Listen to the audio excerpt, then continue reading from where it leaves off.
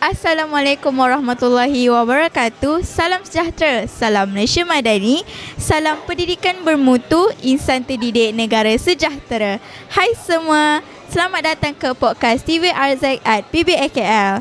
Tempat kita sembang santai, kongsi inspirasi dan selami dunia buku dengan lebih dekat. Saya Nurin Izzati, hos anda untuk hari ini. Dan semestinya saya akan menemani anda sepanjang podcast ini. Jadi, jangan ke mana-mana sebab banyak perkara menarik menanti anda.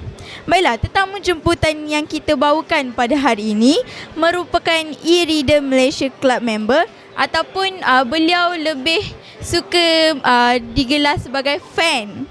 Jadi, dipersilakan Mr. Kinder Tan. Apa khabar? Baik, terima kasih Cik Nurul ya. Panggil Cik Nurul ya? Ha? Cik Izzati. Cik Nurin boleh? Nurin.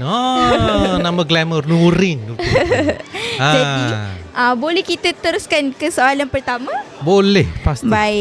Baiklah, soalan pertama, apakah sumbangan e-reader untuk menggalakkan amalan membaca kepada generasi muda? Ya, e-reader ni wujud antara 2008 ya sampai sekarang dah lebih dekat 20 tahun lah ya. Oh, lama. So e-reader ni yang terulung sekali adalah panggil Kindle ya. Kindle pertama, Kindle ni brandnya daripada Amazon Amerika Syarikat. Masa tu Jeff Bezos nampak Steve Jobs ni kan mula-mula dia keluar apa tahu? Keluar Apple iPod. Dia terkejut, dia kata, habislah kalau saya tak buat gadget peranti e-reader ni, nanti habislah dunia dia punya bisnes lah, bisnes kerana dia jual buku kan Amazon, ingat tak? Yeah. So 2007, 2 tahun dia habis keluarkan e-reader tu, masih 2 tahun 2008 masa tu. So tak ada e-reader tak jual, 2 tahun kemudian baru keluar.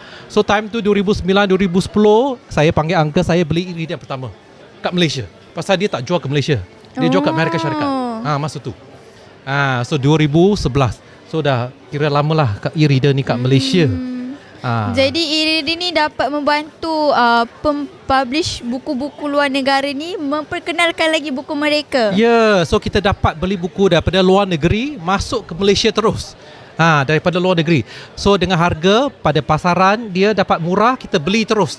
Daripada peranti e-reader ni, tekan buy saja, satu klik dah masuk dalam peranti terus. So tak payah tunggulah. Kalau biasanya beli buku ni kena hantar pakai boat, pakai kapal terbang. So datang sini 2 minggu, tunggu lama.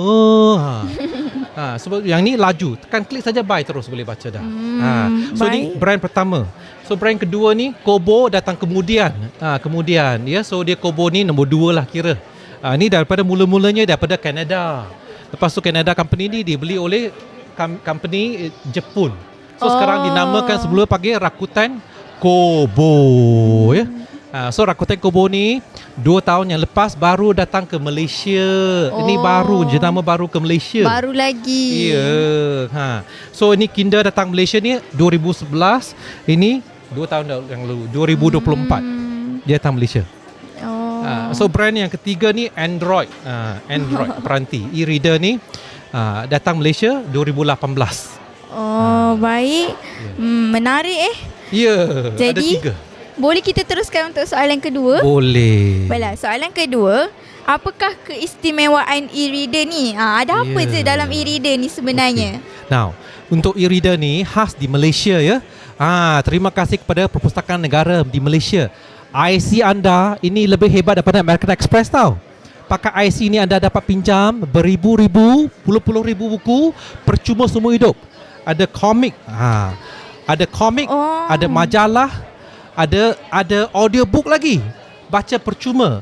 Kalau nak scan saja pergi ulibrary.gov.my, jadi ahli U-Pustaka. Jadi ahli U-Pustaka. So dapat U-Pustaka ada 2 program. Pertama adalah LIBY, LIBBY. Kedua adalah press reader melalui online database. Dapat percuma ya. So pakai ICU, masukkan nama penuh ya.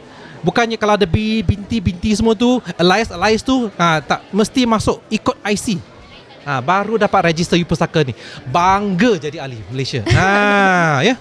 So dah dapat ni free, boleh kongsi dengan kawan-kawan. Bukan saja di Malaysia. Saya kongsi sampai kawan-kawan di Bangladesh, di Pakistan, di Iran. Di China juga. Kerana China tak ada freely dapat ni. Dia hanya hari-hari seciping saja. Yang ni dapat free semua. Okay, continue. Malaysia very balanced. Wall Street Journal, ekonomi semua ada. Okay, balik ni bolehlah saya try. Boleh. Jom, jemput.